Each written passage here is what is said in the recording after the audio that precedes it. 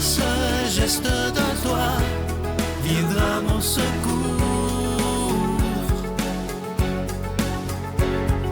Viens semer dans mon âme le grain de l'amour. Je traverse un désert et je meurs de soif. Montre-moi le mystère qui garde la foi. Bonjour, bienvenue à votre émission La victoire de l'amour en ce jeudi. J'espère que vous allez bien. On rejoint tout de suite Simon avec la chronique et le bon père Emmanuel Zettino pour l'homélie.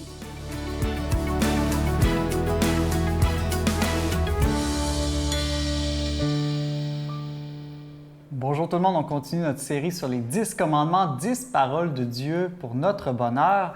On est rendu au 8e commandement qui dit « Tu ne porteras pas de faux témoignages contre ton prochain ». Donc c'est très important ce commandement-là, non seulement pour la société, pour l'amour et aussi pour la foi. Pourquoi je m'explique? Eh bien, c'est parce que tout mensonge blesse la confiance.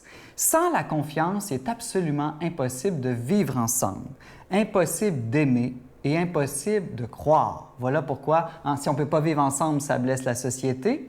Si on ne peut pas aimer, eh bien, ça blesse nos couples, nos familles. Et puis, s'il est impossible de croire, ça blesse notre relation avec Dieu. Un jour, quand j'étais adolescent, j'avais menti à mes parents sur une chose pas très importante. Et puis, mes parents m'avaient repris très sévèrement et je m'en suis souvenu toute ma vie. Et ce qu'ils m'avaient expliqué, c'est ceci.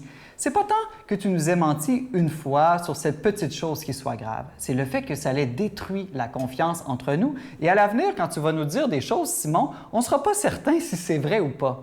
Et là, ils m'ont dit la confiance, ça se défait rapidement, mais ça se construit très tranquillement. Donc, j'ai très bien retenu ma leçon et j'ai fait très attention de ne plus reperdre la confiance de mes parents. Sans la confiance, qui est basée sur le fait qu'on dise toujours la vérité, bien, il n'y a aucune communion, aucun amour qui est véritablement possible. Pourquoi? Parce que l'amour, on ne peut pas le voir. Vous savez, l'amour, c'est caché dans le cœur des gens. Comment on sait que quelqu'un nous aime, notre époux, notre épouse, nos enfants, nos amis? Eh bien, parce qu'ils nous le disent. C'est la seule manière. Ils peuvent nous le dire par des paroles, par des gestes, par des cadeaux, par du temps de qualité qu'ils passent avec nous, mais ils parlent. Et toutes les manières de parler doivent constamment être vraies. C'est la seule manière qu'on peut s'assurer de l'amour de l'autre. Et c'est aussi la seule manière dont on peut s'assurer de l'amour de Dieu, parce qu'on a cette certitude que toutes les paroles de Dieu, sans aucune exception, sont toujours la pure vérité. Celui qui ment, celui qui porte de faux témoignages, bien, il se condamne, on pourrait dire d'une certaine manière, à ce que plus personne le croit, à ce que plus personne ne le croit, surtout quand il va dire « je t'aime ». Et ça, c'est très grave. Le menteur finit toujours par s'isoler. Il vit d'une certaine manière ce qu'on pourrait dire, appeler l'enfer de la solitude. Dieu, lui, nous commande de jamais mentir, même pour des petites choses. Pourquoi? Afin qu'on puisse vivre le paradis de l'amour. Et ça me permet de conclure en vous disant que mentir, comme je le disais tout à l'heure, ce n'est pas seulement en parole, mais c'est aussi dans tout ce qu'on fait, dans tout ce qu'on projette comme image. Donc, ce commandement-là parle aussi beaucoup de sincérité, d'authenticité, que toute notre vie, tout notre être soit vrai d'une certaine manière. Donc, le 8e commandement est une invitation à la vérité, à la sincérité, à l'authenticité, sans laquelle aucune amitié, aucune communion avec les autres et avec Dieu n'est possible. Alors, n'oubliez jamais, dire la vérité, c'est ordonner au bonheur et à l'amour. Notre Père qui es aux cieux, que ton nom soit sanctifié, que ton règne vienne, que ta volonté soit faite sur la terre comme au ciel. Donne-nous aujourd'hui notre pain de ce jour. Pardonne-nous nos offenses, comme nous pardonnons aussi à ceux qui nous ont offensés. Et ne nous laisse pas entrer en tentation, mais délivre-nous du mal, car c'est à toi qu'appartiennent le règne, la puissance et la gloire pour les siècles des siècles. Amen. Je continuerai à croire, même si tout le monde perd espoir. Je continuerai à aimer, Même si les autres parlent de haine, je continuerai à construire. Même si les autres détruisent, je continuerai à parler de paix, même au milieu d'une guerre. Je dessinerai des sourires sur des visages en larmes et je tendrai les bras à ceux qui se sentent épuisés. Oui, je continuerai à croire.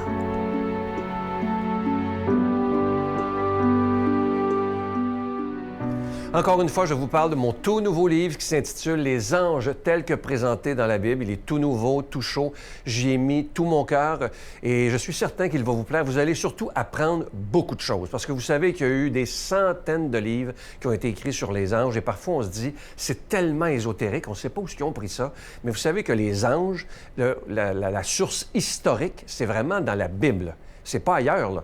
C'est vraiment dans la Bible. Alors, vous allez apprendre beaucoup de choses. Il est très facile à lire, évidemment. Vous connaissez mon style. Et comme je vous disais, il est écrit en gros caractères. Vous le recevrez avec un don de 25 $ et si vous en voulez deux, avec un don de 40 $. Je vous donne l'adresse. La Victoire de l'amour, case postale 120, succursale Boucherville à Boucherville, le J4B 5E6. Je vous la redonne. La Victoire de l'amour, case postale 120, succursale Boucherville à Boucherville, le J4B 5E6. Également par téléphone, par carte de crédit du lundi au vendredi, de 8h30 à 16h30 dans le 514-523-4433, 523-4433 ou sans frais le 1-888-811-9291, 1-888-811-9291 et aussi sur notre site Internet qui est une façon très rapide, sécuritaire et efficace de faire votre don. C'est le www.lavictoiredelamour.org. Et je vous rappelle, le cadeau du mois d'octobre, Les anges tels que présentés dans la Bible, c'est mon tout nouveau livre et je vous rappelle qu'il est très, très facile à lire. Merci de tout cœur de ce que vous ferez pour la Victoire de l'amour parce que vous savez que sans vous, cette émission, elle n'existerait pas. Merci d'être des protecteurs de la foi, comme je vous dis souvent, mais aussi et surtout des défenseurs de la foi.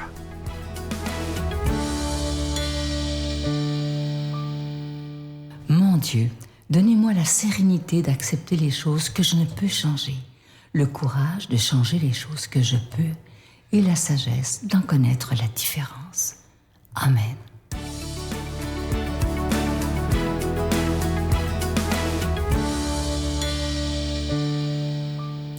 Le Seigneur soit avec vous. Évangile de Jésus-Christ selon saint Luc. Jésus disait à ses disciples, « Je suis venu apporter un feu sur la terre, et comme je voudrais qu'il soit déjà allumé. Je dois recevoir un baptême, et comme il m'en coûte, d'attendre qu'il soit accompli. Pensez-vous que je suis venu mettre la paix dans le monde? Non, je vous le dis, mais plutôt la division. Car désormais, 5 personnes de la même famille seront divisées, 3 contre 2 et 2 contre 3. Ils se diviseront, le Père contre le Fils contre le Père, la mère contre la fille et la fille contre la mère, la belle-mère contre la belle-fille et la belle-fille contre la belle-mère. Acclamons la parole de Dieu. Alors, pour comprendre un peu mieux ces paroles particulières de Jésus, on va regarder ce texte-là en 2 temps. Le premier temps, on va aller chercher justement ce feu qui nous est mentionné. On voit dans la Bible plusieurs exemples de feu. On va voir un feu destructeur, un feu purificateur, un feu pour les offrandes, un feu qui guide, un feu qui éclaire. Moi, ici, j'aimerais faire un rappel sur la rencontre incroyable que Moïse a faite au buisson ardent. Dans le livre de l'Exode, on nous dit « L'ange du Seigneur lui apparut dans la flamme d'un buisson en feu. Moïse regarda, le buisson brûlait sans se consumer. » Donc, on ne parle pas d'un feu ici qui détruit comme un incendie, mais surtout un feu transformateur. Un feu qui va transformer Moïse. Un feu qui va aider à que Moïse se rende compte de l'amour que Dieu a envers son peuple, parce qu'il l'envoie en mission. Mais c'est quand même particulier parce que Moïse a fui de l'Égypte.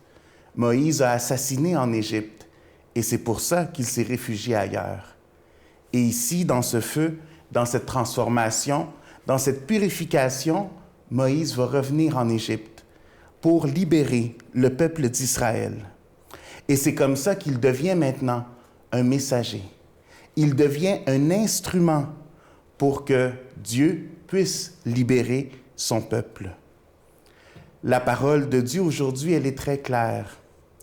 Nos choix ont des conséquences. Oui, c'est certain qu'on va choisir Dieu dans notre vie.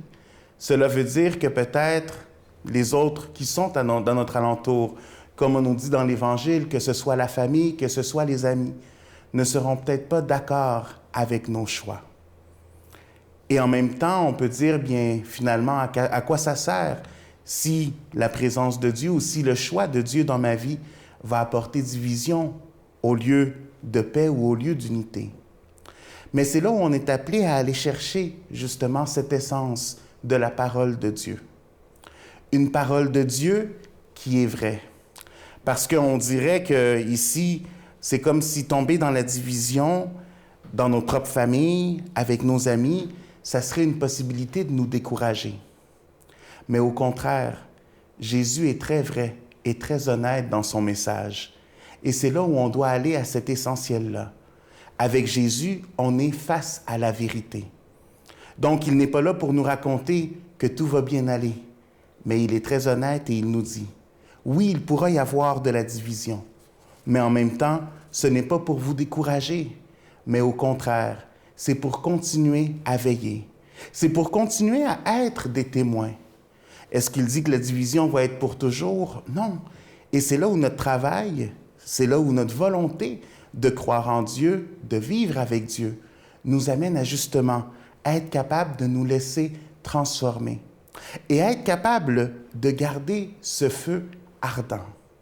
Parce que justement, c'est un peu cette réflexion-là. Comment est-ce que le Seigneur va retrouver ce feu quand il va revenir? Est-ce qu'il va être capable de voir la force de la foi qui transforme, la force de ce feu qui transforme?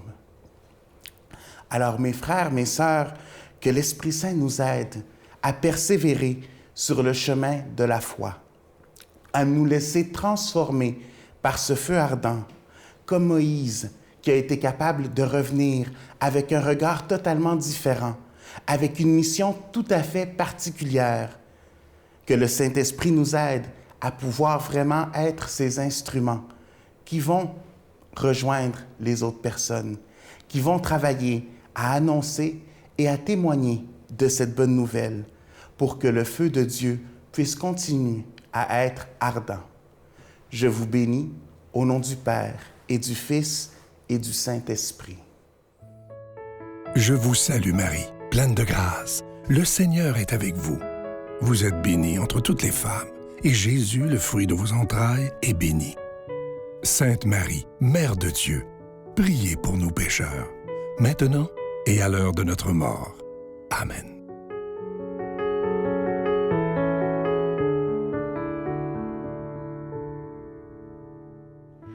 Aujourd'hui, je vous propose quelque chose que j'aime bien pratiquer moi-même, de se fabriquer notre refuge intérieur. Et notre refuge intérieur, plus on passe de temps dedans, plus ça devient comme un château, plus la demeure se développe. Et plus ça devient un refuge où c'est facile d'aller pour ne pas perdre la paix dans notre quotidien quand il arrive quoi que ce soit, un événement, une rencontre qui nous fait perdre la paix. Donc, construisons notre refuge intérieur en le fréquentant. C'est ça le moyen, aller fréquenter le bon Dieu qui nous habite, aller fréquenter l'amour en nous. Bonne journée.